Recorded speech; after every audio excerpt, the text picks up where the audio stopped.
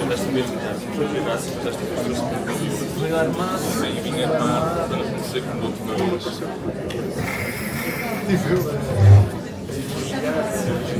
Pá, mas posso tirar. Como é que achas que eu vou? Boa tarde a todos. Em nome da Cruz da China agradecemos a presença de todos, agradecemos à Chocolate House na pessoa do Dr. Rui Almeida acolher-nos aqui e agradecemos ao Ricardo Araújo Pereira, ao João Francisco Gomes e ao Padre João Basto estarem aqui hoje a apresentar este livro, que é bastante diferente do que aquilo que temos feito com o Ricardo Araújo Pereira, se chama O que é que eu estou aqui a fazer. Eu já há anos que andava a chatear o Ricardo para publicar umas conferências que ele fez com o Padre Tolentino aqui há uns anos na Capela do Rato. O Ricardo nunca ligou nenhuma, como sempre. Inclusive eu tenho um amigo, o Jerónimo Pizarro, que é professor na Colômbia, da Universidade de Bogotá, que dá nas aulas alguns desses textos que o Ricardo disse, porque se deu ao trabalho de transcrever.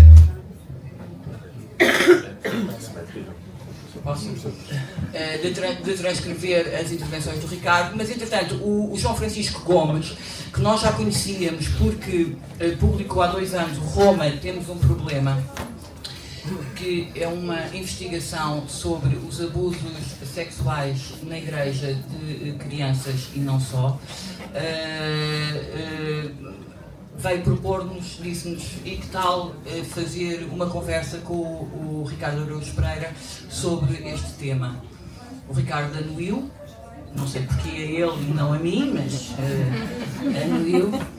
E temos aqui este livro que eu acho que interessa a todas as pessoas que se interessam minimamente por religião, sejam ateias ou crentes. Uma das pessoas que participou nestas conversas, foram 4 ou 5, já não me lembro, foram 5. Uma das conversas, o Padre João Basto, que escreve no Observador todas as semanas, eu assino a newsletter e portanto leio todas as semanas o Padre João Basto. No Observador, porque é um padre um bocadinho diferente daqui, bastante diferente do Gonçalo Porto Carreiro, não é? Não digo mal dos meus colegas. Não, mas eu posso dizer, é muito diferente, é outra coisa. Aconselho mesmo a lerem. E portanto participou numa destas conversas e nós agora fizemos questão que o Padre João estivesse aqui connosco para esta sessão. Quem vai conduzir esta sessão vai ser o João Francisco Gomes, porque é jornalista, porque foi ele que conduziu todo o trabalho deste livro e portanto faz todo o sentido que seja ele a conduzir esta conversa. Muito obrigada. Olá, boa noite, muito obrigado. Obrigado a todos por estarem aqui presentes. Tenho a certeza que é por mim e pelo Padre João. Queria começar por agradecer muito à Bárbara a oportunidade de ter feito este trabalho e obviamente agradecer muito ao Padre João por ter vindo de Viana do Castelo a Viana com um trabalho, aliás, com uma grande expressão de minhotos que está por aí, não é? Já vamos, mas sem produtos regionais. Sem produtos regionais, lamentavelmente. E evidentemente o meu grande agradecimento vai para o Ricardo Araújo Pereira por ter aceitado desde o início participar neste projeto em que eu, enfim, pensei depois de, só para dar um pequeno contexto, eu nasci em 1995, o que significa o que significa que cresci. Já agora perguntem ao Padre João quando é que ele nasceu. Ainda ficam mais bom. E eu cresci obviamente a ver Gato Fedorento, não é? Como qualquer pessoa da minha geração. Tornei-me um grande fã do Ricardo Araújo Pereira e ouvi-o muitas vezes a falar sobre estes temas, sobre a religião, sobre Deus, com grande profundidade, com até um fascínio muito grande pela ideia da transcendência, apesar de, como é muito público, o Ricardo ser ateu. Eu trabalho no Observador, onde escrevo sobre assuntos de religião, e portanto, enfim, a dada altura da minha vida, lembrei-me que era preciso que todas estas coisas que o Ricardo Araújo Pereira habitualmente diz e pensa sobre as questões de Deus pudessem ser sistematizadas e registadas num livro, porque parece-me, por duas razões. Primeiro, porque acho que o Ricardo não vai gostar muito que eu diga isto, né? Mas eu acho que o Ricardo tem um pensamento teológico muito sofisticado, mesmo sendo ateu. Aliás, acho que as duas coisas não têm nada a ver uma coisa com a outra, na verdade.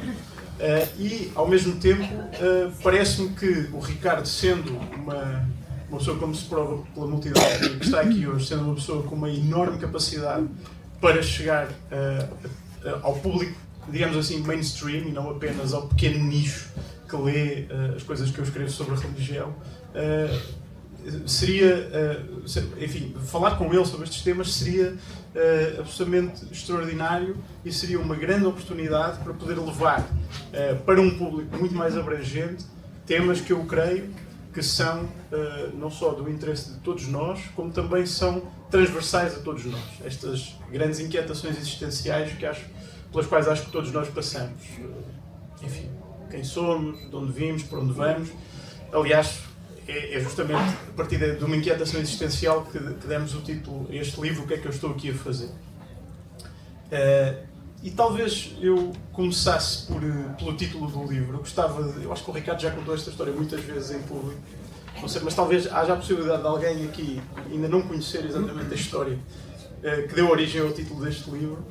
E se calhar, sendo este um livro sobre profundas inquietações existenciais, talvez pudesse ser interessante começar por partilhar esta sua, talvez, primeira inquietação existencial, certo, que deu origem a este título. Muito bem, vamos a isso, obrigado. Viva, boa tarde. Isto ouve-se? Não? Algumas pessoas dizem que sim, outras que não. Sim, se calhar não era assim. Viva, se calhar.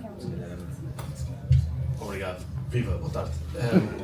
É isso, o João, muito simpaticamente, dedicou-se a fazer isto, teve muita paciência. E o livro chama-se O que é que eu estou aqui a fazer, por causa de um episódio que é relatado no livro, porque quando eu andava na escola, sei lá, de 14 anos ou assim, o Padre Manuel era o nosso professor de religião e moral, e ele propôs-nos que, uma vez que havia inquietações que ele suspeitava que os adolescentes tivessem e que se calhar tinham vergonha de verbalizar à frente uns dos outros, ele propôs que cada um escrevesse num papelinho 2 perguntas e depois ele virava um chapéu ao contrário e tirava lá de dentro, e assim ninguém sabia de quem era. E começou a tirar as perguntas, e eram perguntas, como vocês calculam, que os adolescentes fazem, umas coisas sobre, sei lá, uma sexualidade ainda incipiente, coisas de curiosidade sobre isso, e nisto ele tira um papel e lê: o que é que eu estou aqui a fazer? E a sala veio abaixo de gargalhada, estourou, foi uma gargalhada. E mais, alguns dos meus colegas olharam imediatamente para mim, como quem diz, em princípio só há um idiota capaz de fazer isto. Mas só naquele momento é que reparem, eu não fiz de propósito, eu estava sinceramente interessado em saber a resposta, porque embora involuntariamente tivesse parecido que eu tinha posto o padre a dizer, e eu próprio, que eu estava a perguntar o que é que eu estou aqui a fazer nesta aula de religião e moral, eu referia-me ao planeta. E portanto, a segunda pergunta era quer dizer, a sala estoura numa gargalhada, não é? Eu senti um pequeno abalo, e depois o padre Manuel encolheu os ombros, como quem diz, enfim. Mas depois ele disse assim: não, espera, mas ele depois completa com uma segunda pergunta, que era qualquer coisa do género: porque é que é uma coisa, quer dizer, não sei se vos inquieta também, mas eu tenho esse mal a perder, que é: porque é que a gente nasce se depois, enfim, tem de morrer? Era isso, era essa a pergunta. E eu devo dizer-vos o seguinte: eu acho que o Padre Manuel certamente respondeu à pergunta. Eu não me lembro do que é que ele disse. O que eu retive foi a estrondosa gargalhada dos meus colegas. Foi isso que eu retive. Porque se a minha inquietação mais, digamos, inquietante, para ser redundante, dá uma vontade de rir daquela maneira, é porque não é assim, é porque o problema não é assim tão preocupante. E portanto, isso marca, acho eu, marca a minha relação com este assunto, que tem a ver com o facto de eu ser ateu, mas interessado, por exemplo, na Bíblia, tem a ver com a minha avó, o facto da minha avó ser católica, mas tem sobretudo a ver com as escolas. Estes fatores separadamente não são decisivos, mas todos juntos foram. A minha avó, o facto de eu ter frequentado escolas católicas desde a pré-primária, a ideia de a minha profissão, porque a história do riso e a história da religião interceptam-se de inúmeras formas. Em princípio falaremos mais à frente, mas e pronto, é isso. Mas e já agora, só uma questão, que é esse momento de riso dos seus colegas naquela sala de aula, arrisco-me a dizer, talvez tenha sido a sua primeira plateia enquanto humorista, não contribuiu para se abrir em si um desejo de depois vir a ser o que é hoje? Não, quer dizer, o facto de eles terem olhado para mim imediatamente revela que era suposto que eu fizesse, era natural que eu fizesse uma partida dessas. Sim, embora aqui, mais uma vez, não foi uma partida, foi uma coisa, foi involuntário. Eu estava mesmo a perguntar a sério. É a nossa tragédia, não é, Maria? Estamos a falar a sério, as pessoas vão acreditar. Aconteceu aos 14 anos, portanto é uma coisa continuada. Já agora passava a palavra aqui ao Padre João. O Padre João Basto, responsável de comunicação da Diocese de Viana do Castelo, uma grande figura do clero minhoto, escreve semanalmente no Observador e muito bem, não, estou às vezes, não é? Sim. Mas, além disso, também é professor de moral. Portanto, talvez, não sei se o Padre João reconhece nesta história do Ricardo, reconhece-se também naquela figura do Padre Manuel. Também já teve estudantes a virem ter consigo com inquietações existenciais desta natureza. Tem respostas para eles? Não sei se me ouvem aí atrás. Ouvem? É pena, porque assim... Não, mais ou menos. Pronto. Não ouvem. 1996. Será melhor usar este... Mas as Torres Gêmeas ainda não estavam de pé, a Princesa Diana ainda estava viva. Bom, então, boa tarde a todos. Obrigado por estarem aqui. Agradeço muito o convite, mas tenho que vos pedir desculpa porque vocês vieram ouvir um enorme humorista e um prestigiado jornalista e acabaram por apanhar um minuto no autocarro. Eu uma vez conversei com o João Francisco sobre este livro e ele disse-me que o objetivo era destronar do pódio da Bertrand, número 1, o livro de receitas da Airfryer. E eu creio que a minha participação neste livro vai impedir que isso aconteça, por isso peço desde já desculpa a vocês e à Tinta da China. Mas aquilo que o João Francisco disse também é um bocado falso, porque eu não sei se ser uma grande figura do alto minha é verdade, e se for, não sei se é por competência minha ou pelo estado a que o clero chegou em Portugal. Por eu estar aqui é sinal que gerações e gerações de clero falharam na sua missão de evangelizar este país. Mas voltando à pergunta do João, tenho se calhar a melhor forma de responder é contar a história da minha primeira aula. Eu pedi ao diretor do colégio onde dou aulas para dar aos alunos do secundário. Mais tarde acabei por dar aos adolescentes e agora voltei outra vez ao secundário, porque claramente tinha razão quando disse que não tinha jeito para miúdos do 8º ano. E no final da primeira aula, que foi claramente uma aula tipo o Samuel Johnson, muito moralista, com assim, um miúdo muito imaturo, de 23 anos, a dar também a miúdos imaturos, estavam pela primeira vez no secundário, dar uma aula ao miúdo, cuja grande qualidade é ser sportinguista, que sai da sala e diz: em vernáculo, portanto eu vou traduzir para português aceitável e vocês traduzem para vernáculo minhoto. Vira-se para mim e diz: sabe, professor, é tudo muito bonito, mas eu gosto é de miúdas e de andar de moto. Claro que nessa altura quem perguntou o que é que eu estou aqui a fazer fui eu, não é? Mas para vos sossegar, há realmente hipótese de conversão, porque este miúdo está no 2º ano de Ciência Política na Católica, portanto o futuro do país está garantido. Portanto, deixará de ser preciso acabar e correr com os corruptos, porque com estes miúdos futuros vai tudo estar bem. Mas se calhar a melhor resposta que eu dou a isso é: há uma peça do Samuel Beckett que se chama À Espera de Godot. E são duas personagens, o Vladimir e o Stragon, que estão num palco muito despido. E a certa altura vão chegando personagens e eles estão sempre à espera de Godot, dia após dia, à espera de Godot, e parece que Godot nunca chega. Eu sempre que vejo a peça, sempre que leio o texto do Beckett, tenho a sensação que Godot chega. O problema é que eles nunca veem o Godot.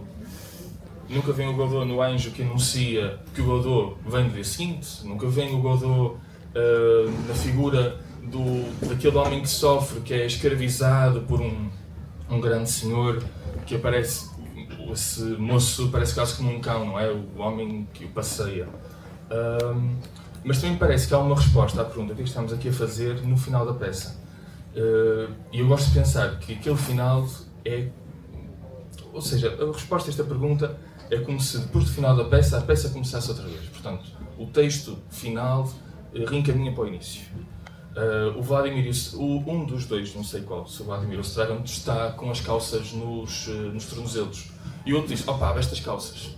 E no final dizem, e depois disto diz: vamos embora. E no início da peça, um diz ao outro: não estamos aqui a fazer nada. Eu acho que a resposta à pergunta, o que é que eu estou aqui a fazer, é o que acontece entre o Vladimir e o Stragon puxarem as calças para cima, portanto perceberem o ridículo e irem-se embora, e o voltarem ao palco. Eu acho que, se calhar, sem plateia, agora, lamento imenso. Vamos embora.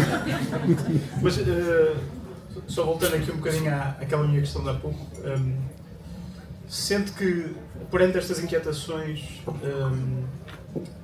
ou seja, inquietações que chegam, por exemplo, de miúdos na idade de ainda estarem a ter religião e moral, o que é que se consegue dizer a estas pessoas, a todos nós que partilhamos esta tentação? Eu sou um professor assim um bocado pouco ortodoxo, não é? E há 2 anos passei os Monty Python Meaning of Life na sala, da tive algum... E o Bispo? O Bispo não, o Bispo eu gosto muito. Nunca tive, aliás, nenhuma amoestação contra a minha heterodoxia, mas a verdade é que aquilo que eu tento passar aos meus alunos, às vezes muito erradamente, porque claramente eu não me considero um grande professor, mas é tentar colocá-los em contacto com aquilo que eu acho que é o que me une a mim e ao Ricardo, que não é a graça nem o sentido do humor, mas é, por exemplo, a paixão pelos grandes textos, pelas grandes obras. Sentir, por exemplo, que um aluno do 12º ano vai terminar o ensino obrigatório em Portugal e nunca leu um excerto da Odisseia, por exemplo. Nunca teve contacto com o... Tive agora miúdos terminaram o 12º ano que nunca tinham visto o ET. E, portanto, as respostas que eu tento dar é introduzi-los ao espanto, não é? E a maravilhar-se por coisas que estão fora do mainstream. Só aproveitar este momento para apelar mais professores de moral assim. A minha experiência não é bem essa. A minha experiência era assim mais jogar a bola e tal. Apelo a que haja mais professores de moral como o Padre João.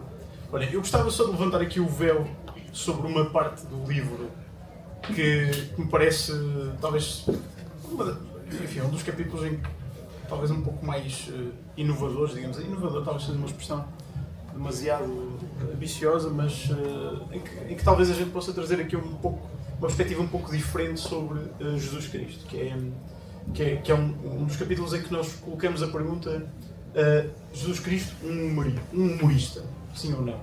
E, a da altura, eu cito aqui um pequeno excerto de um livro do padre jesuíta americano James Martin, também ele muito conhecido pela sua pouca ortodoxia, e o livro chama-se Deus ri, alegria, humor e riso na vida espiritual. E a da altura tem lá um pedaço que é assim, eu vou ler, permitam-me 30 segundos. Alguns trechos das parábolas não se limitavam a ser inteligentes, eram divertidos aos olhos do público do século I. Na verdade, a própria incongruência das parábolas, a natureza inversora, aparentemente absurda da sua mensagem, os pobres são ricos, os ricos são pobres, os cegos veem, os que têm vista são cegos, é puro material de comédia. O absurdo é ainda mais rico quando os ouvintes se apercebem de que as ideias de Jesus são, de facto, verdadeiras. Mas passamos frequentemente ao lado desse aspecto dos Evangelhos. Na Palestina do século I, é muito provável que as pessoas se tivessem rido de muitos dos exemplos intencionalmente ridículos apresentados por Jesus, como a ideia de alguém acender uma lâmpada para a pôr debaixo de um cesto, ou de alguém construir uma casa sobre areia, ou de um pai oferecer pedras a um filho em vez de pão. Podemos estar a passar ao lado de grande parte do humor pretendido por Jesus, o qual era compreendido pelo seu público nas suas parábolas. Isto aqui é escrito por um padre que questiona, de facto, se nós, 2000 anos depois de Jesus Cristo, estaremos ou não a passar ao lado da figura de Jesus Cristo como um comediante. E nós, no livro, exploramos um bocadinho esta ideia, mas gostava só de perguntar ao Ricardo se, enfim, se sente de alguma forma irmanado com Jesus Cristo na partilha de um método ou até mesmo de uma profissão. O que é que acha desta ideia de ver Jesus Cristo como um colega humorista? Obrigado. Repare, essa ideia seria durante séculos, por a hipótese de que Jesus Cristo era um humorista, ter-lhe valido a separação da cabeça do resto do corpo. E mesmo hoje, não sei se seria assim encarada com bonomia por uma série de pessoas. Já agora deixe-me dizer-lhe que o padre James Martin estava na comitiva de humoristas que foi visitar o Vaticano. E toda a gente estava a tirar fotografias com o Chris Rock, eu também tirei Chris Rock, Conan O'Brien, não sei o quê. E nisto eu chego ao pé do padre James Martin e disse: "Epá, padre James Martin, também aqui, gostei imenso do seu livro." E ele, porque não estava à espera que houvesse também fãs para o senhor padre. Mas há muito dentro. Sim, mas ele, quer dizer, as pessoas estavam mais concentradas à volta das estrelas internacionais e menos do padre jesuíta que escreveu um livro sobre Jesus ser humorista. Mas o que ele diz é muito bem observado, reparem. Ele usou uma palavra decisiva, que é a ideia de inversão. A inversão, nós sabemos todos, mesmo que não saibamos que sabemos, a inversão é uma estratégia humorística óbvia. Quer dizer, a gente, reparem, toda a gente já viu, mesmo quem não leu o Dom Quixote, já viu a fotografia do Dom Quixote e sabe que ele está num cavalo, não é? E tem um chapéu. E o chapéu é especial, no sentido em que a aba do chapéu tem uma espécie de meia-lua, tem uma mordidazinha. Isso deve ser uma razão, que é aquilo que ele está convencido que é o elmo dourado de Mambrino, que lhe dá o poder da invencibilidade, é na verdade uma bacia de barbeiro, virada ao contrário. É uma bacia, por isso é que tem aquilo, aí encosta-se ao pescoço do cliente para lhe fazer a barba para dentro da bacia. Ora, pegar no elmo, numa bacia de barbeiro e virá-la ao contrário, ou seja, virá-la de pernas para o ar, invertê-la e transformá-la num objeto corriqueiro, num objeto extraordinário, é uma estratégia humorística conhecida. Ou seja, quer dizer, não sei se conhecem um sketch dos Monty Python que se chama O Reparador de Bicicletas, que é um mundo em que toda a gente é super-homem. Toda a gente é super-homem. Como se todos nós aqui estivéssemos vestidos de super-homem com a nossa capa. As pessoas, há um super-homem que está a entrar no autocarro, e é conduzido por um super-homem, toda a gente é super-homem. Mas quando o perigo ataca as bicicletas, um deles transforma-se no reparador de bicicletas, que é a sua identidade secreta. Isso é a inversão do mundo do super-homem, não é? Toda a gente no mundo do super-homem, toda a gente é banal, exceto o super-homem, que é extraordinário. Naquele mundo toda a gente é extraordinária, exceto um tipo que tem a identidade secreta de reparar bicicletas. É uma estratégia humorística muito conhecida e aliás muito eficaz. Sobretudo porque às vezes a gente verifica que, por exemplo, há uma história do Woody Allen em que ele diz assim, uma história rápida, ele diz: uma vez a minha mãe deu-me uma bala, ofereceu-me uma bala, e eu guardei a bala no bolso da camisa.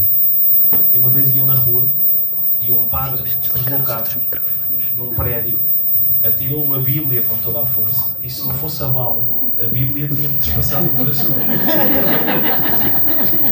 Toda a gente percebe onde é que ele quer chegar, não é? A gente conhece a história original.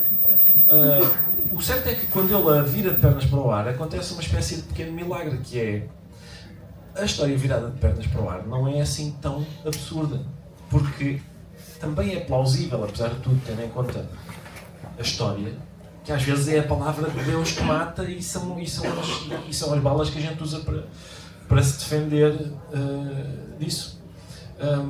E portanto, reparem, há um fenómeno de que eu falo num daqueles livros, acho que é no vermelho, que se chama risos pascalis. É um fenómeno fascinante. É o que acontecia era durante um certo período na Europa Central. Houve um debate entre dois padres, um chamado Wolfgang Capito e outro chamado Johannes Oecolampadius. O Wolfgang Capito escreveu a um amigo dizendo assim: o Oecolampadius recusa-se a rezar a missa da Páscoa como deve ser. Porquê? Porque não diz, vai para o púlpito e não diz palavrões, não simula atos sexuais, não faz barulhos de animais, não faz aquelas coisas que os casais devem fazer no quarto e não devem fazer. A gente lê a carta e pensa: o outro é que está a fazer mal, o outro é que está a fazer mal, recusa-se a ir para o palco fazer isso. Porquê? Porque havia uma tradição segundo a qual, na missa da Páscoa, no dia da Páscoa, é o dia mais sagrado. Qual é aquele verso que diz que nós sem a ressurreição na nossa fé não faz sentido? É São Paulo, lá está. É no dia mais sagrado. O que eles entendiam era o seguinte: uma vez que estamos a dar esta notícia às pessoas, a notícia de que o Senhor ressuscitou, a alegria das pessoas a recebê-la tem de estar à altura da notícia que a gente lhes está a dar.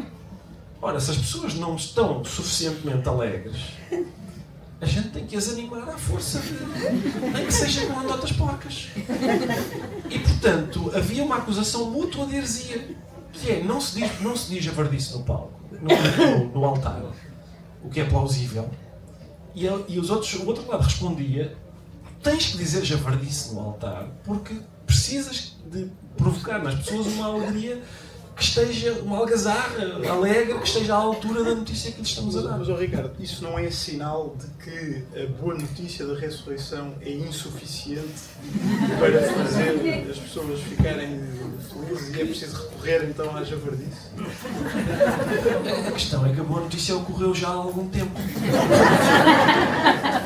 E é todos os anos a mesma. 2024 menos 33. São muitos anos. A gente no primeiro ano fica muito satisfeito, no segundo também. Enfim, 300 anos, tal, 700, a gente já ouviu a notícia do ano passado. Tenho dificuldade em fingir que é uma novidade no ano seguinte. E, portanto, mas reparem, a própria ideia de Páscoa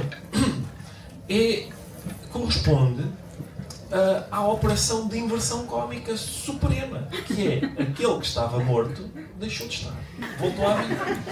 E, portanto, desse ponto de vista também a gente pode considerar que sim, que há, digamos não sei como é que é dizer isso, mas um substrato humorístico, talvez, não é?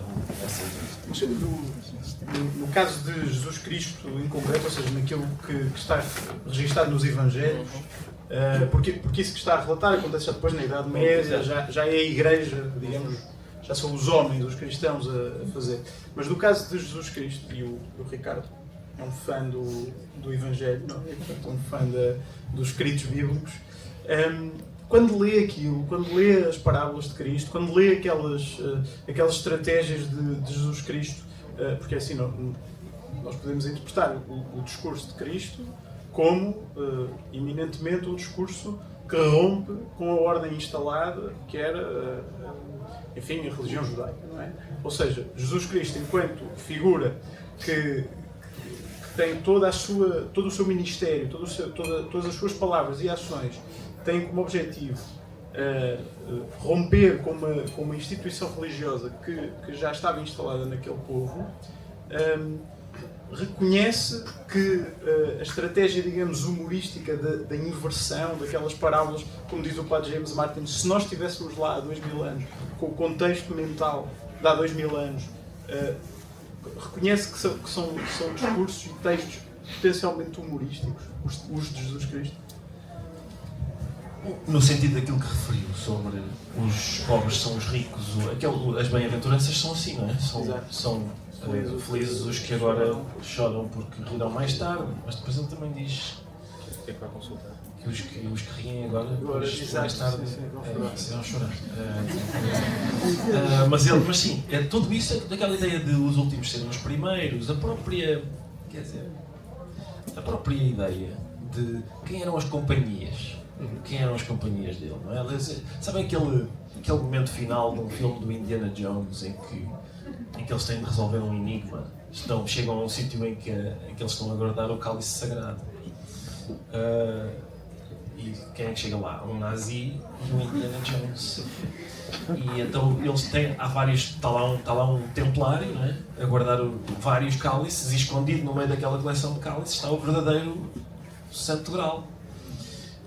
E o nazi pega num ricamente decorado com joias e tal, com pedras preciosas, e diz: esta é a taça do Filho de Deus, e bebe, e acontece uma coisa muito desagradável, e o Indiana Jones vai à procura e pega no púcaro de barro mais humilde e escaqueirado, e é esse, ele tem razão, é aquele. E essa ideia, mais uma vez, as companhias com quem ele, o facto de andar com prostitutas e pobres, mesmo a ideia de aqueles que o seguem, também é esse o princípio, não é? É um princípio muito... Por exemplo, a morte do São Lourenço dá-se por causa de uma piada. Quer dizer, a gente chama-lhe uma piada, ele estava a sério. O imperador Décio, acho eu, chamou o São Lourenço à sua presença e disse-lhe que queria o tesouro da igreja. E o São Lourenço disse que tudo bem, amanhã aparece cá com ele. E no dia seguinte, o São Lourenço estava lá com todos os pobres e desgraçados que conseguiu reunir na cidade. E o Décio não achou graça. E mandou matar. Mas é isso, esse procedimento. E ele estava a sério. Há uma ideia de desafio, exato, de inversão, sim, própria também da comédia, ou não? Exatamente. Nessa ação do São Lourenço. É isso, aquilo é inesperado para o imperador. O imperador não esperava. Quando pensa no tesouro da igreja, não pensa no rebanho de desgraçados. Padre João, gostava de o ouvir sobre um tema que eu apaixono muito, que é estes pontos de contacto, esta relação entre a comédia e a teologia. Nós, talvez isto possa parecer estranho, habitualmente não pensamos muito nisto, não achamos que teologia possa ser compatível com riso, humor, comédia, mas não é bem assim, não é? No livro desenvolvemos um pouco essa ideia, mas comédia e teologia encontram-se em algum ponto, e em que ponto? Eu vou arriscar contar uma piada sobre aquela história da notícia da ressurreição ser sempre a mesma. Nós, quando éramos seminaristas, eu e os meus colegas íamos sempre à sede de Ana, às celebrações do Tríduo Pascal, que é quinta-feira santa, sexta-feira santa, sábado e domingo, e íamos ao Domingo de Ramos, que é, aliás, uma história humorística, porque Jesus entra na cidade de Jerusalém e para troçar com o imperador romano e com as autoridades religiosas e políticas judaicas, entra sentado num burro, o que inverte toda a ideia de rei, que é também algo muito próprio do Evangelho. Uma sátira. Sim, é uma sátira. Jesus Cristo está permanentemente a fazer sátiras, e isto acontece porque na mentalidade dos discípulos a ideia de um Messias, Cristo quer dizer ungido, significa também o Messias, era de um Messias político, militarmente poderoso, que iria arrasar com os romanos e com alguns judeus que ali andavam. E então Jesus Cristo é um Messias ao inverso, porque ele entra na cidade montado num jumento, anda com tudo o que é borrachões. Aliás, Jesus Cristo é confundido no Evangelho de São Lucas como um borrachão. Ele vai entrar numa sala e a palavra grega, não estou a ser exagerada, é mesmo esta. A palavra grega é: este homenzinho é um bocado borrachão e comilão. Portanto, Jesus Cristo tinha esta figura de sátira, mas a história era que um colega meu estava sentado no domingo de Ramos e vira-se para mim: João, eu tenho a sensação que Jesus Cristo não é assim tão inteligente. Já vimos aqui 5 vezes seguidas e o homenzinho quer sempre entrar em Jerusalém e nós já sabemos o que é que vai acontecer no final. Pá, todos os anos o homenzinho, em vez de estar quietinho em Nazaré, que era uma terra bonita, com um lago, decide entrar em Jerusalém sabendo que aquilo vai correr muito mal. Pronto. Mas a teologia, a comédia, tem pontos de contacto que para mim não é tanto sobre se Jesus Cristo era humorista ou se Deus ri na Bíblia. Isso é um debate que nós temos até no livro, e há uma célebre frase de São João Crisóstomo, que é um dos primeiros teólogos, que diz que Jesus Cristo nunca riu na Bíblia, mas chora várias vezes, e por isso Deus não ri, que Deus incentiva ao medo e não ao riso, e que o riso, por isso, é desprezível. Só que isto também tem que ser colocado num contexto, parece-me a mim, porque os primeiros teólogos estavam primeiro muito focados em separar o cristianismo do mundo pagão, onde o riso, por exemplo, isso é claro em Homero, o riso era a característica dos deuses, e portanto, se nós queremos nos separar destes moços, nós temos que mostrar que o nosso não ri. Por antonomasia também ao Deus judaico, em que existe uma tradição grande de humor e de piadas, e por outro lado, porque como o próprio Platão diz, o homem ideal não ri. E portanto, para os evangelistas seria incómodo colocar Cristo a rir, parece-me a mim, por causa do contexto histórico onde ele viveu. O que significa que Jesus Cristo não tenha rido, ou que não seja humorista, ou que o método teológico até não o seja. São João Crisóstomo diz que se Jesus não aparece a rir no Evangelho, logo Jesus não ri. Ora, a ausência da prova não é prova da ausência.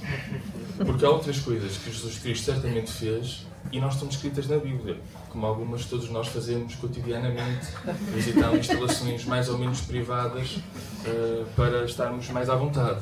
Isso não aparece na Bíblia, mas parece-me claro que Jesus Cristo também o fez. E aliás, há um episódio do podcast, coisa que não fica nem destrói, sobre isso. Sim, é verdade. Mas por cá está, a minha questão é mesmo o método teológico. O método teológico cristão usa os mesmos mecanismos da comédia e do humor, que é a inversão da realidade, que é a ideia de colapso, que é a ideia de colocar a realidade. Às vezes diz que o humor é agressivo, não é? Mas há, aliás, uma citação do Orwell, em que o Orwell diz que o humor não agride, mas coloca o objeto num patamar reprodutivo. E acho que o cristianismo faz. É isso, é virar as coisas do avesso. É o que acontece com a Torre de Babel. A Torre de Babel é vista como um castigo, não é? Aquela história em Gênesis, quando os homens, como têm uma só língua, criam uma torre e Deus decide castigá-los, entre aspas, destruindo a torre e confundindo as línguas. Há um filósofo do século XX chamado Paul Ricoeur que diz que aquilo não foi um castigo, foi uma bênção. E a ideia de que o mundo monolítico, o mundo monocromático, que era o mundo pré-queda da Torre de Babilónia, é um mundo abençoado, e que o mundo pluriforme, pluralista, é um mundo não abençoado, é uma ideia que o cristianismo inverte. Ou seja, aquilo que é abençoado não é o mundo monolítico, é o mundo das várias línguas.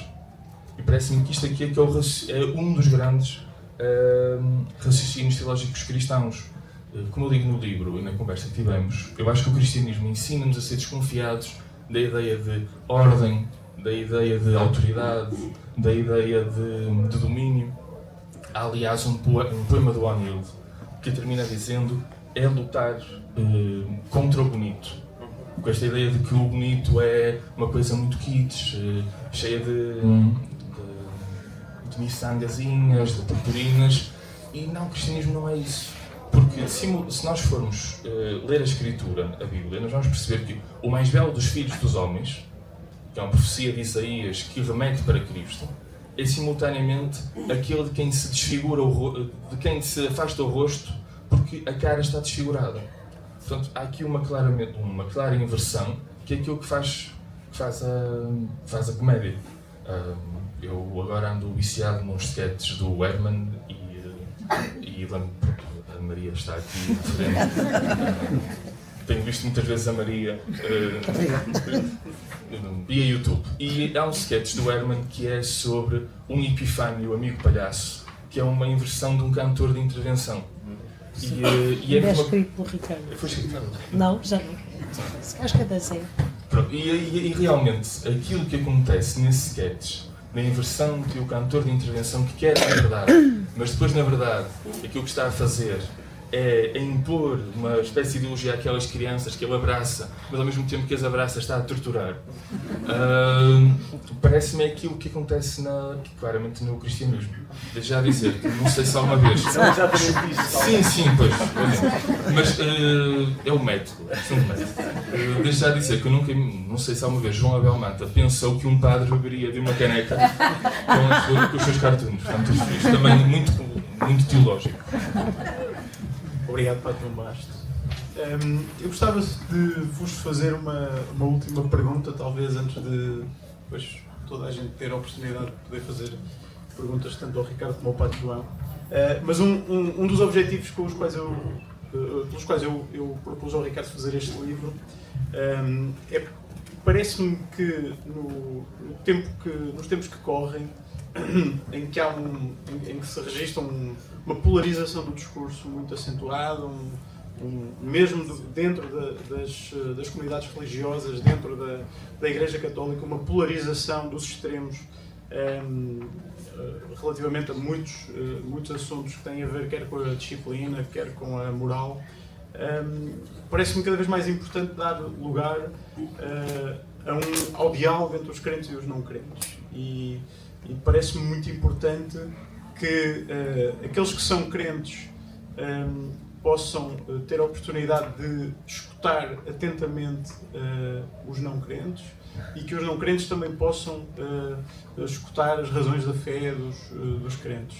E num tempo de excessiva polarização, em que muitas vezes entre as comunidades religiosas existe a ideia de que, enfim, fora da Igreja não há salvação, não é? Para citar essa célebre máxima, ou que, pelo menos, que sem Deus não é possível ter um verdadeiro quadro de valores.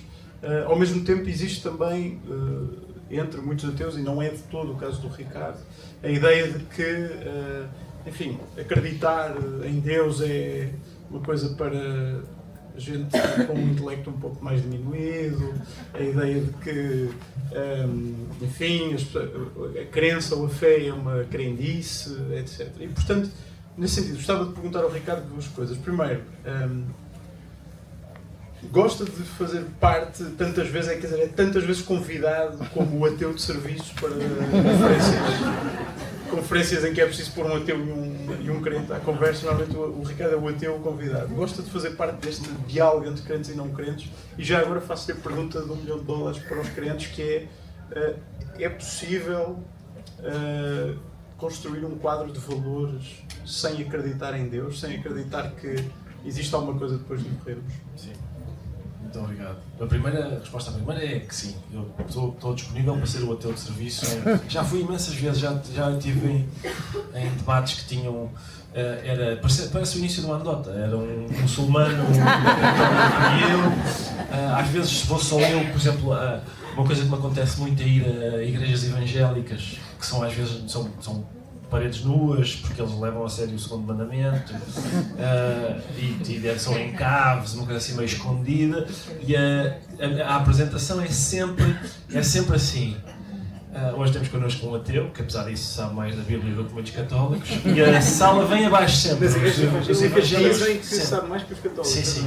Os evangélicos adoram essa piada. Tem a sua lógica. Sim, o ateu sabe mais porque eles têm uma relação com a Bíblia que é mais íntima. E uma vez aconteceu-me que, quando o Padre Tolentino era o Cardeal Tolentino, para vocês, o Padre Tolentino é para mim, que eu conheço há muito tempo, mas ele era capelão da Capela do Rato, acho eu. Uma vez havia lá uma coisa chamada justamente Deus, uma questão para crentes e não crentes, e eu fui o ateu. E então lá disse as minhas coisas e aquilo, havia uma comunidade que, como vocês calculam que seja, a Capela do Rato, tutelada pelo Padre Tolentino. as pessoas intervieram a seguir eu falar, dizendo que, algumas até comovidas, dizendo que era possível, não tendo fé, de sentirem-se irmanadas e não sei o quê, várias declarações deste tipo, e nisto um tipo levantou o braço e o Padre tipo, e o homem levanta-se e diz assim, e eu acho que o homem tinha razão, o homem diz assim, meus amigos, o que se passa é o seguinte, os infiéis, não é? Uma coisa é quando não tiveram acesso à palavra de Deus, pronto, a gente não os pode condenar por isso. Agora este sabe tudo e mesmo assim não acredita. E ele estava furioso, não é? O Padre estava a fazer gestos por trás, como quem diz, não ligues, é um costume, não é? Mas, sim, quer dizer, esse costuma ser um argumento, não é? A segunda parte da pergunta é essa. O argumento é mais ou menos o seguinte, é como é que, não tendo crença em Deus, a gente tem, digamos, um sistema moral que nos guia e que, lá está, e que a obrigação temos de o seguir. Quer dizer, eu acho que eu às vezes fico convencido, não só, quer dizer, de que isso é possível, tenho a certeza. Às vezes fico convencido de que isso é até mais possível do que o contrário. Vou dar um exemplo, já lá chego. Eu acho o seguinte, parece-me que a razão pela qual nós sabemos que não se mata e não se rouba e não é o facto de estar escrito naquelas pedras. Eu tenho a impressão que as pessoas que seguiram Moisés, quando ele desce do monte com as pedras, em princípio não disseram, olha, não se mata. Ezequiel, parece que mataram errado. Duvido. Até porque não teriam chegado lá, não é uma comunidade em que as pessoas não têm presente, que se calhar andarem-se a matar uns aos outros não é a melhor coisa, não singra, não é? Não medra. Sei. Mas em 1209, não sei se em 1209 houve um massacre numa pequena cidade francesa. Porquê? Porque os católicos queriam... Era uma cruzada, mas era uma cruzada não contra muçulmanos, mas contra hereges cristãos. Eram cátaros, acho eu que se chamavam. E eles viviam todos numa cidade, numa pequena localidade.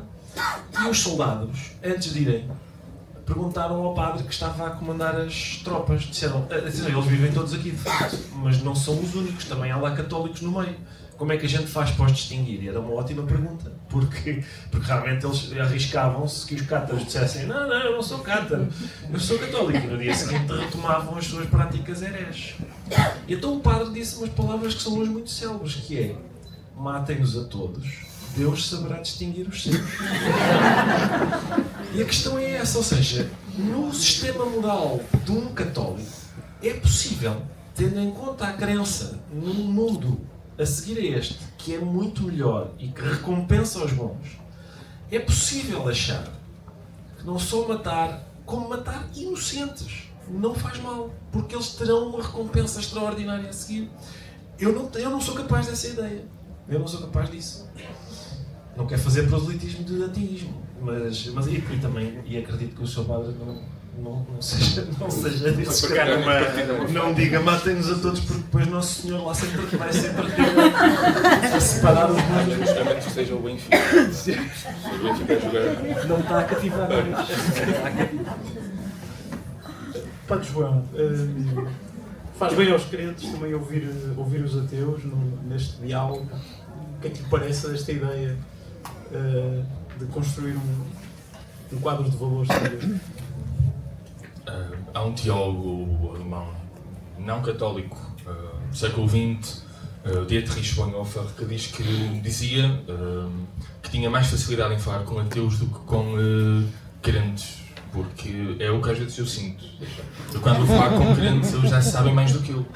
E eu, pronto, não tenho nada, não há dúvidas muitas vezes, não é? E acho que isso mata um bocado a honestidade do cristianismo, não é? Quando nós já sabemos tudo e estamos numa postura de árvores inamovíveis e não temos... Eu tenho uma professora com a qual às vezes discordávamos, que ela tinha uma ideia interessante que dizia que o cristianismo era uma espécie de caldo que morre. Ela dizia que, ou seja, é um concentrado que serve não para ser comido como concentrado, mas para ser diluído. E nós diluímos aquele concentrado na água que nós escolhemos. E se nós só o diluirmos sempre na mesma água, o cristianismo vai saber sempre ao mesmo. Mas o cristianismo é mais forte quando é diluído em várias águas. E é aí que nós percebemos aquilo que é o cristianismo. Mas o Bonhoeffer tem uma ideia... Temos aquilo que de diferente leva... Exatamente, ou seja, essa ideia de que cá está o cristianismo é uma coisa só e que não há dúvidas, não há interrogações, ou comemos logo o caldo que nove, não é direto, porque é muito concentrado. Acho que não sei se alguém aqui experimentou comer um caldo que nove, passa a publicidade, não como. Eu não tentei, tenho amigos que tentaram e que me contaram. E aquilo que me parece também, pegar nessa ideia do Bonhoeffer, é que ele a certa altura diz que nós, o Deus que está connosco, o Deus dos cristãos, que deriva do Deus do judaísmo, é o Deus que nos abandona. Esta ideia de Deus ser usado como tapa-buracos da moral é profundamente anticristã. Porque o cristianismo é uma religião, e o Papa Bento XVI focou muitas vezes isso, antes de ser Papa e depois de ser Papa e durante o seu pontificado. O cristianismo é uma religião da razão. Quando um cristão acredita que Deus, por exemplo, não se pode matar, não acredita porque cá está, é o Ezequiel que está abaixo do Monte Sinai e olha, realmente, matar é mesmo chato. O adultério também é... não é bem isso. Porque realmente existe razão naquilo e aquilo torna-se divino. Existe uma racionalidade, logos, que é algo que os primeiros teólogos trabalharam muito. O cristianismo é também uma religião de razão e não uma coisa tipo tapa-buracos, não é? De embrulho bonito.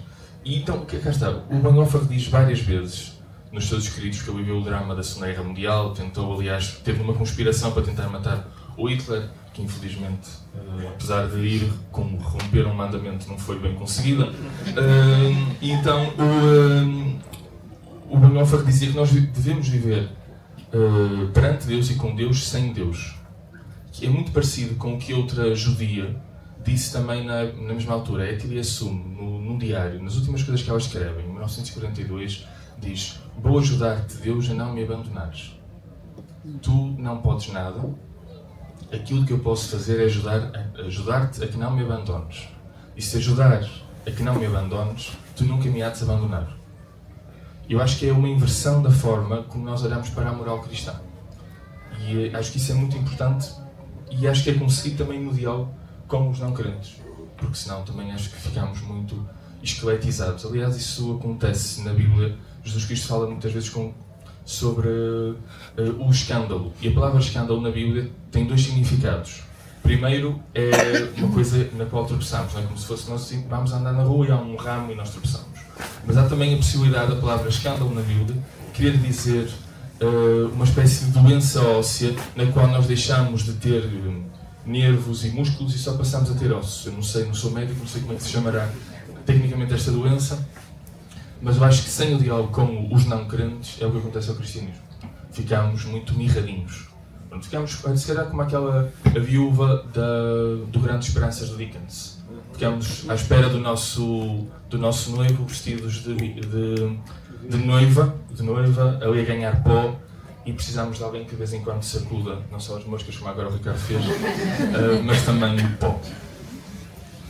A propósito ainda desta questão do diálogo entre crentes e não crentes, há um agradecimento que eu gostava de ter feito no início, esqueci-me, mas que quero também tornar público, que é justamente ao Padre Tolentino, ao Cardeal Tolentino Mendonça, que aceitou escrever o prefácio do livro. E a dada altura, no prefácio, é de facto esse um dos aspectos que ele sublinha. Ele diz, ele próprio, fiquei bastante contente por ler essa frase, em que ele diz: fez-me bem ler este livro, como crente fez-me bem ler este livro. Portanto, saudando a ideia justamente que o Padre João estava a sublinhar, de, enquanto crentes, termos muito a aprender com aqueles que não acreditam. Portanto, é um agradecimento que eu quero deixar também aqui Cardeal Tolentino Mendonça pelo prefácio e depois pelo livro. E se calhar é uma ótima altura para perguntar se há quem tenha questões para fazer a qualquer um destes meus senhores que estão aqui ao meu lado. Não sei se há alguém. E a ti também. Ainda podem fazer também. Eu desvio para direciono para quem é apropriado. Está ali já uma. Não sei se há. Eu levo e pronto. Estes aqui estão. Muito obrigado. Antes de mais, o agradecimento por este debate muito interessante. Creio que quer o Ricardo Araújo Pereira que a sua parte estavam em situações não muito cómodas, penso eu, mas eu tinha duas perguntas, uma para cada um.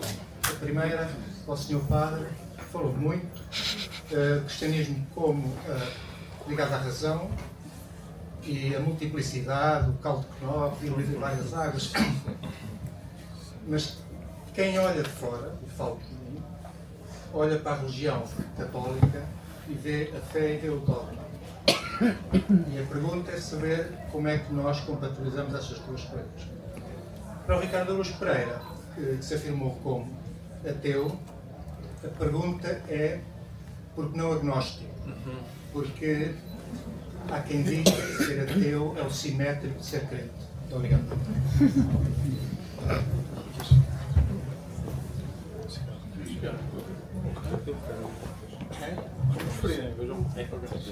Obrigado por como vai. Passou bem. Muito obrigado. Eu, já agora, a propósito do Papa Bento XVI e da razão, quer dizer, eu não sei se conhecem aquela andota. Há uma andota a propósito do Papa Bento XVI. É assim, Papa Bento XVI e mais dois teólogos, o Hans Kung e outros qualquer, morrem e vão para o céu. E o Hans Kung entra primeiro, o São Pedro chama e fica lá uma hora, Hans Kung, e depois ele sai e diz assim: meu Deus, como eu estava enganado. E depois chama outro teólogo, e o outro teólogo fica lá 2 horas a falar com o São Pedro e sai e diz: meu Deus, como eu estava enganado. E depois o Papa Bento XVI entra. E passado 3 horas o São Pedro sai e diz: meu Deus, como eu estava enganado.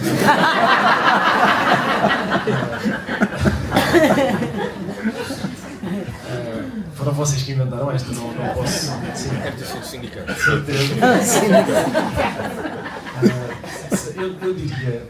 Eu digo ateu e não agnóstico porque é uma questão de ausência de fé. Ou seja, eu acho que o agnóstico diz que põe a hipótese de não ter instrumentos, não é, para saber se Deus existe ou não.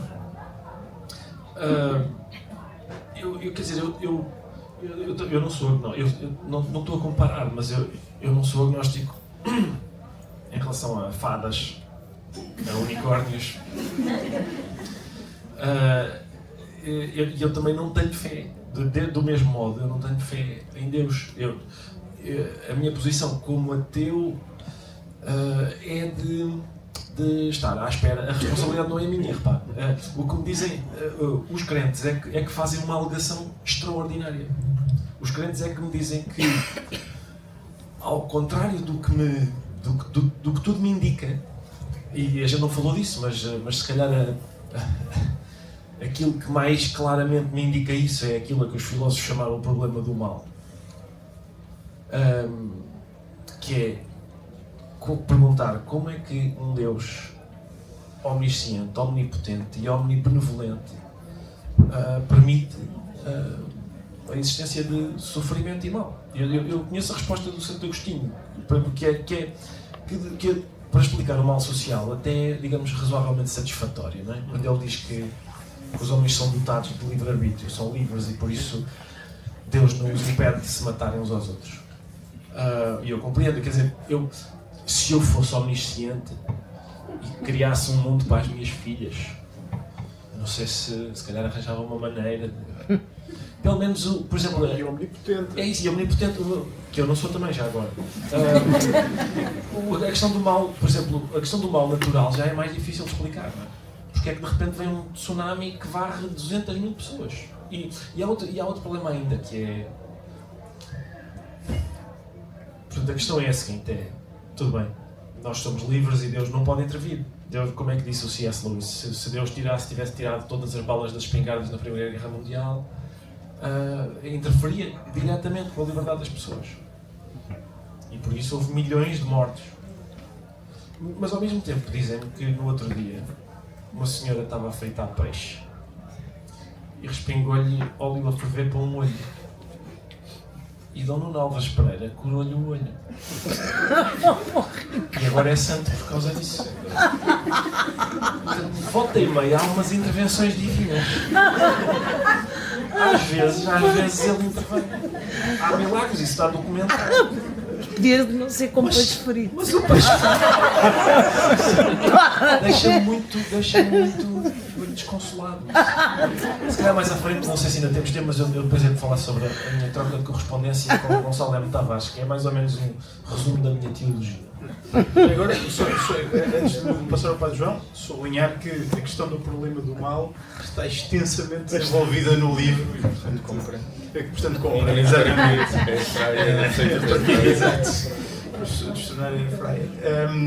Mas uma coisa que o Ricardo estava aqui a sublinhar, talvez é outro dos aspectos que nós tocamos no livro, tem a ver com o ateísmo poder ser interpretado por uma via positiva ou por uma via negativa, não é? Ou seja, a gente pode ter a perspectiva de que eu não sei se Deus existe, não acredito que Deus exista, não tenho provas de que Deus existe, etc. E de facto essa é uma ideia que muitas vezes nós atribuímos ao agnóstico, não é? Mas também há a questão da via negativa, não é? Da via positiva, que é eu sei que Deus não existe, eu tenho a convicção, tenho a fé de que Deus não existe. E esse posicionamento é também ele um posicionamento religioso, digamos assim. É um posicionamento que parte de uma fé que é uma forma de certeza, não é? Não sei, só antes de passar aqui ao Padre João Bastos, não sei se queres sublinhar um pouco melhor este aspecto. Quer dizer, eu não tenho a certeza de a ausência de fé ser uma forma de fé, não tenho a certeza disso ser assim, quer dizer, quer dizer, depende de todas as... qualquer alegação que me façam, qualquer coisa que me digam e que eu considere que é extraordinária, extraordinária no sentido de difícil de acreditar. Mostrem. Exato.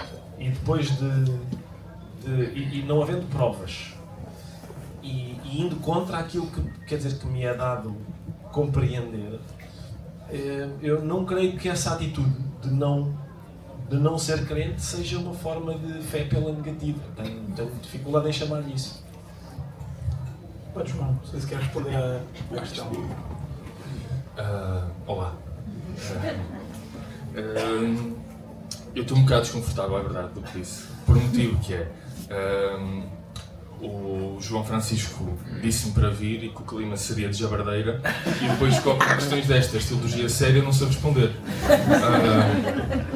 Tenho medo de enfadar alguém, mas repare, eu não quero dar, cá está, não quero dar uma aula de teologia dogmática, da qual tivemos 10 cadeiras no curso de teologia, mas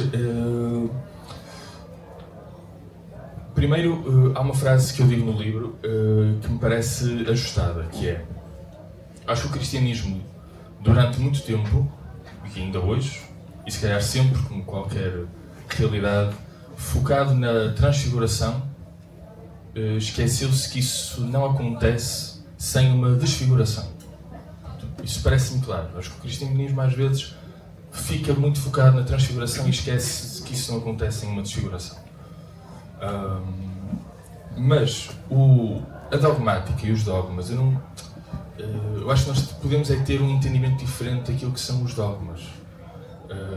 Nós podemos olhar para a Igreja como uma entidade muito encastelada, cheia de certezas, e eu leio livros de teologia de várias correntes e não vejo isso. Parece-me, por exemplo, um dogma como a virgindade de Maria, se calhar, é aquele que mais vezes nos cai na boca.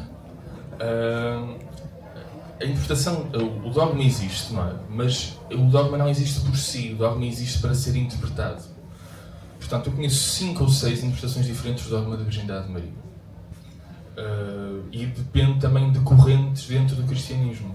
Quando nós dizemos todos os domingos o credo, aquilo não é uma espécie de receita que, se não for cumprida assim, não funciona. É algo mais vasto. A dogmática cristã, quando eu acredito Deus Pai Todo-Poderoso, o que é isso?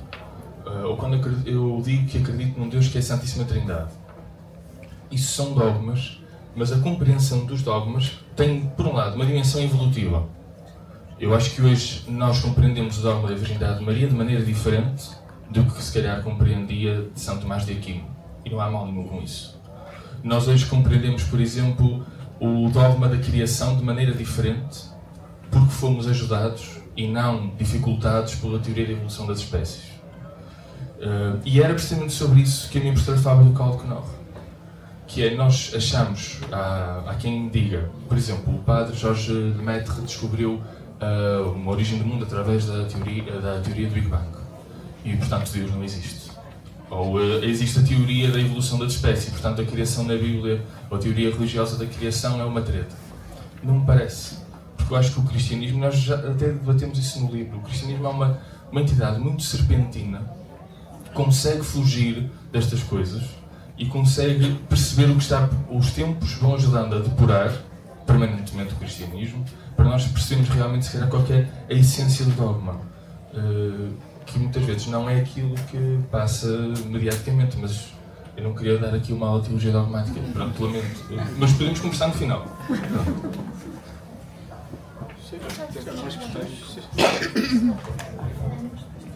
Olá, eu gostava de saber qual é a opinião de cada um de vocês, ou se me podem dar a vossa resposta à pergunta do livro. O que é que nós andamos aqui a fazer? Na perspectiva de um ateu, um jornalista e um crente, um padre. Já agora, também sou Diana de Castelo. Como é que a senhora se chama? Dora. Foi explicador do meu irmão.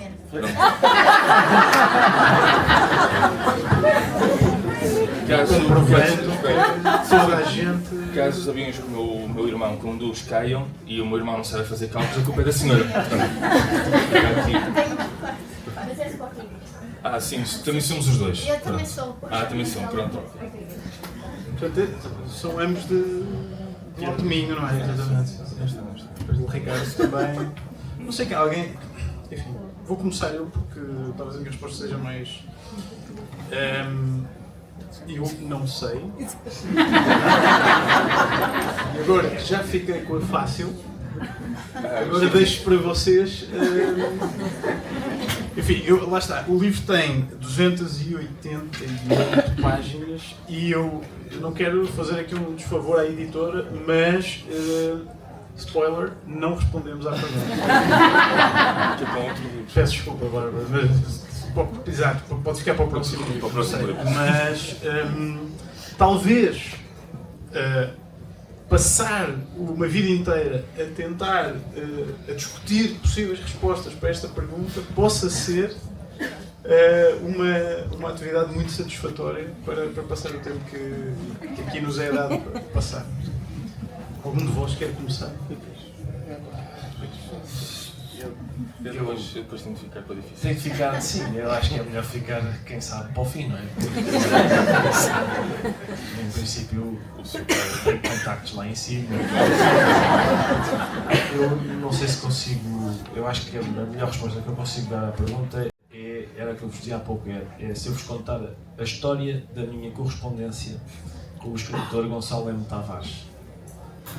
Que consiste no seguinte: uma vez eu recebi um e-mail do escritor Gonçalo M. Tavares em que ele dizia: olha, há aqui uns polacos que querem traduzir umas crónicas para polaco e eu incluí lá uns textos teus. E eu não respondi, ele também